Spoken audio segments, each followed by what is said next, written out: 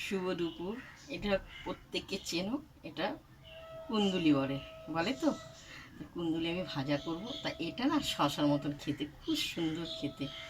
তো দেখো আমি লম্বা লম্বা করে কেটেছি, পাকাগুলো খুব টক টক খুব সুন্দর লাগে। পেঁয়াজ কুচি, আলু কুচি, এটা আমি ভাজা করব।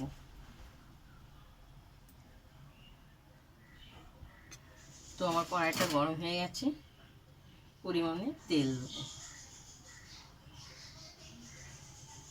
বেশি করে তেল দেবো।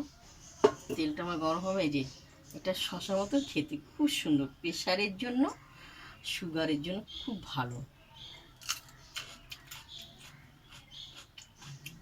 কাঁচা কাঁচা যারা খেতে পারে তাদের এই জিনিসটা উপকার হবে। বুঝতে পেরেছো? আমার তেলটা একটু গরম হোক। আমার তেলটা গরম হয়ে গেছে, প্রথম আমি আলুটা দেবো। সব আলুটা দেবো।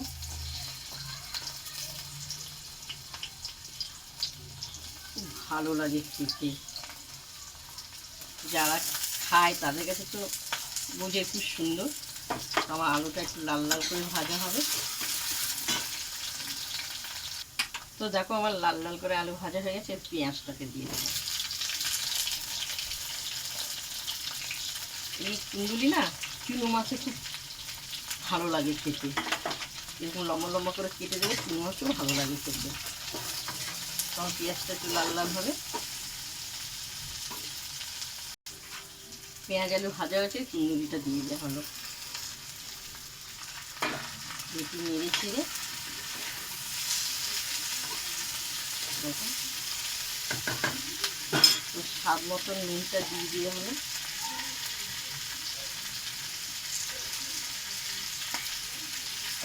হলুদটা দিয়ে দেবো।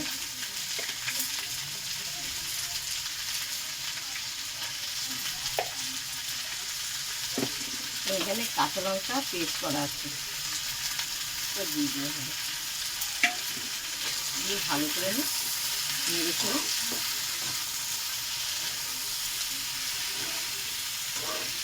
সুন্দর মুড়ি যাবে, ভালো লাগবে।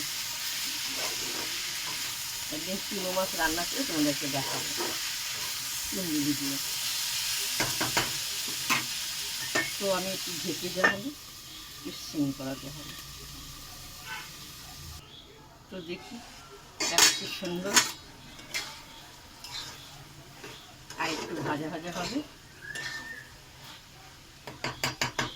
একটু ঢেকে দেওয়া হলো। তো দেখো আমার ভাজা হয়ে গেছে, লাল লাল হয়ে গেছে।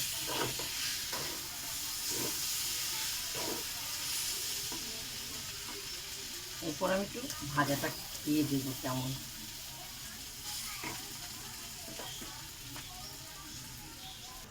তো দেখো খুব সুন্দর কুন্দুলি ভাজা,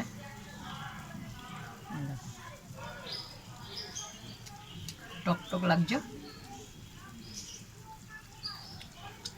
পেঁয়াজ তো দেখাই যাচ্ছে না।